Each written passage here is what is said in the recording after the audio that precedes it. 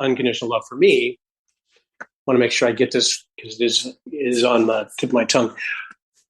For instant forgiveness should and is always going to be an opportunity for you to get out of these timelines.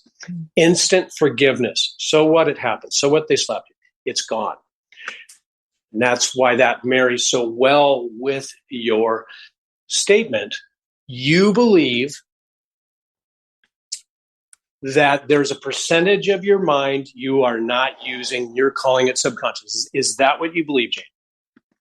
That is what many people believe, including myself. Yes. Now, here, let's get on a timeline. Believe it. Okay. So now, here we go. Oh dear, I got sucked in.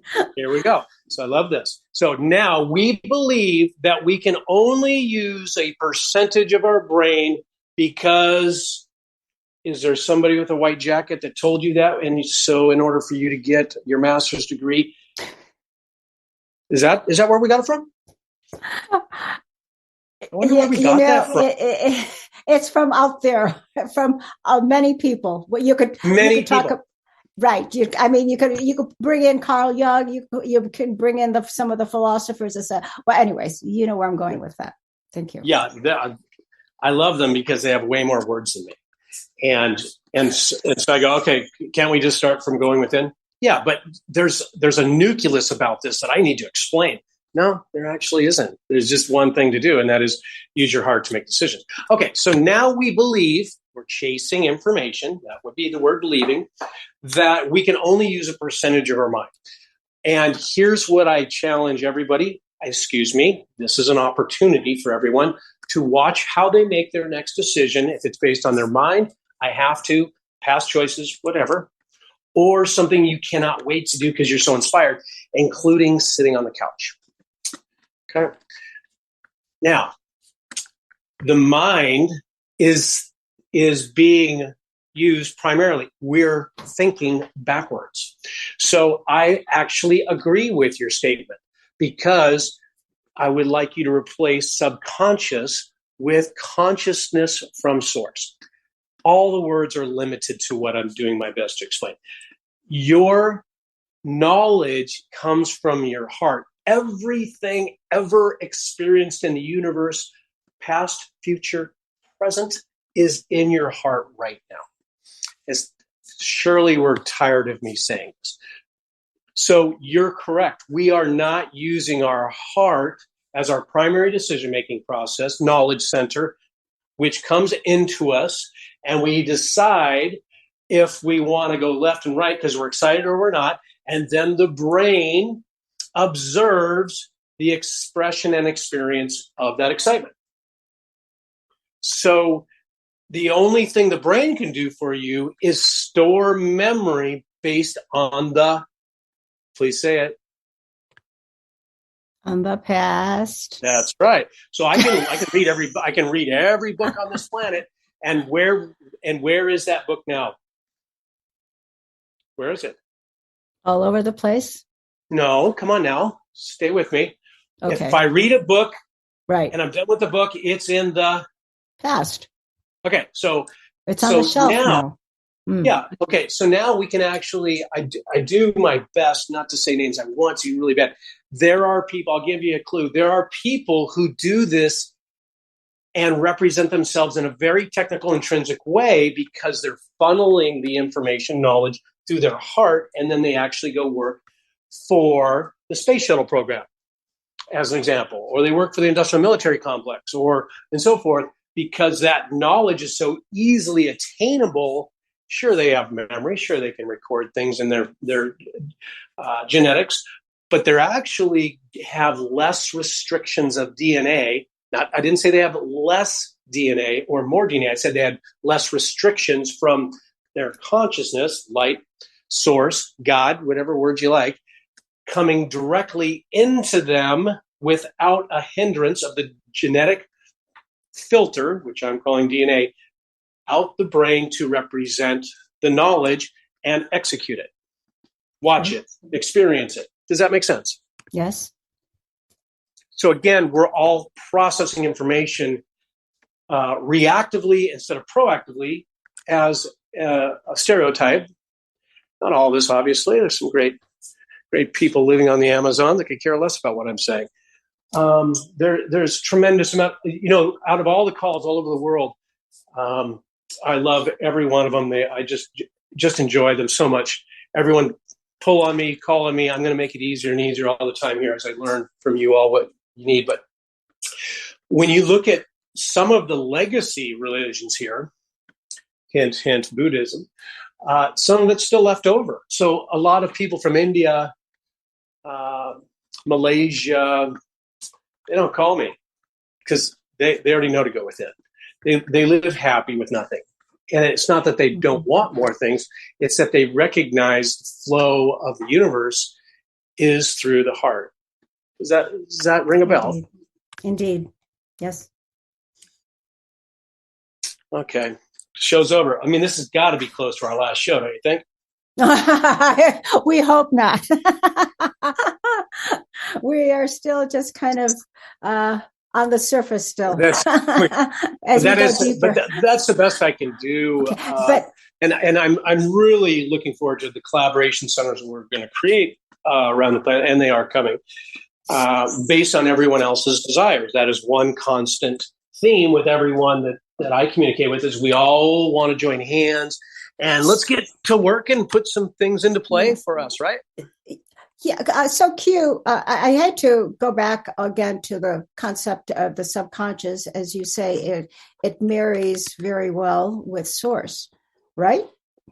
Yeah, so, I do, I take some shots at our medical industry because it was, of course, very, very close and dear to me for many reasons. Hold my words there. So when you say subconscious, I would say recognizing the difference between super consciousness. Oh, gotcha.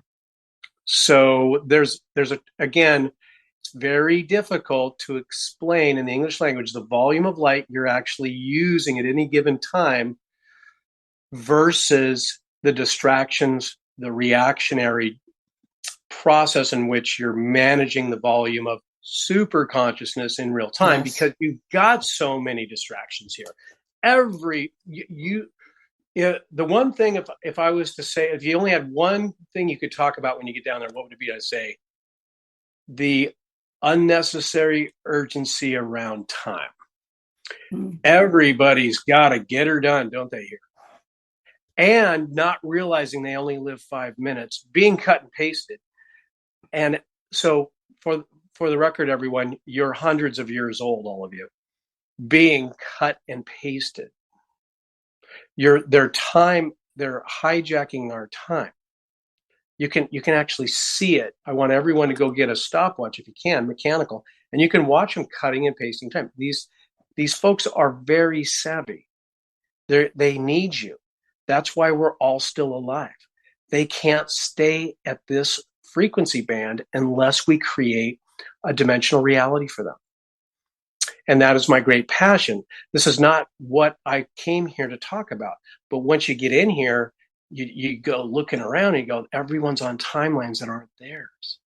And then you do the root cause analysis. And so that's why I want to make sure that we stay on track whenever we get a chance to look is that generated from heart-based decisions or reactionary decisions? So I hope that helps. Keep going. I love this. This is a great show. Nobody's listening. I know no one's listening, but at least it's you. Everyone is listening. Very, very, they're on attention. They're very much listening and, digesting everything that you're, besides, the love energy that you always bring forth with these specific calls. So going back again to the word timelines. So we're here now and consciously we'll just say, in this present. So that's the biggest hurdle. I don't want to call it hurdle, but that's our biggest challenge. Well, I guess it's the same thing synonymously, is to be able to to clear all of, the ancestors, the epigenetic connections with timelines and the reactions and et cetera. So it's so, I hate to say this, but, again, we continue on a daily basis being faced with that all of the time. So it's evident already in the example you gave regarding myself. It's like I reacted, and then it's a chain effect, even in terms of reacting to children, et cetera. It's always the past is always coming up almost all the time. So when you say clearing, I think we have to do all the commands every 5 minutes of the day. And I know that that's not realistic either. So it is very challenging, I guess is really what I'm trying to say, bottom line. Still. Yeah. And so the opportunity again is forgiving yourself and everyone associated with it. It's not that there aren't circumstances you're not going to go experience and or going to experience. But your emotions are your choice. And that's why I do my best to ask you, just take the thoughts in your head and put in your heart and look, you just proved to yourself you are controlling emotions. Now, the head creates its own emotional body and the body genetically records it. And then you get to carry it with you. Isn't that fun? So when you're all pissed off about you being late, not calling me, Jane, when you claim I was supposed to call you, and now we're both pissed off, and we go to the dinner party, guess what the dinner party's going to get? Pissed off Jane and pissed off Q, right? And then we're going to talk about each other at the dinner party, aren't we? Behind each other's back. Right, and then we create no timelines, correct. And then we're going to tell stories that are embellished, and then we're going to say, that's normal, that's a bad person, that's a good person. I'm the judge of judges. I will tell you what you are, where you are, and how you are, because I am me. I love it. I love it. That could be a comedy tour. So, we should do a Q spiritual comedy tour, don't you think? Yeah, you could do that, Q. I don't want to be there. I got to get my your new friend you introduced me to might help me. I got to get some coaching on timing. That's what I've learned about. May I challenge you with a change in words? Would that be okay? Oh, beautiful. Thank you so much. Can we erase challenge from the English language and use opportunities? Oh, thank you so much. Beautiful. I think we need a new dictionary, and then you can go ahead and put that together for all of us. Well, anyway, I wanted to point out that off-planet individuals, when they come here, and there's many here now, right. See you as a babbling swearer, comprehends that you look like you're emotionally spreading swear words constantly in the English language. That's what many individuals have explained to me. And we're doing that. And I'm in full agreement.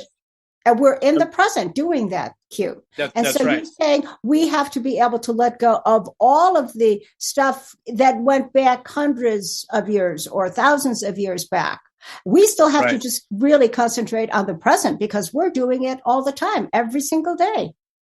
Yeah, a lot of off-planet individuals also are surprised we fell for, even though we missed the ascension cycle and we've come across this next 2,000 years and grown very fast. So we when we started, we didn't have a lot of brain knowledge. We had tremendous amount of epigenetic history in our physical being 2,000 years ago. And then we built it up, and 60 generations later, that's you now, you're executing much of that legacy history just like a tree would. You're recording everything, and then you have a baby, and then they're recording it, and they have a baby, and they're recording it, and now your present-day genetics. And an emotional time clock.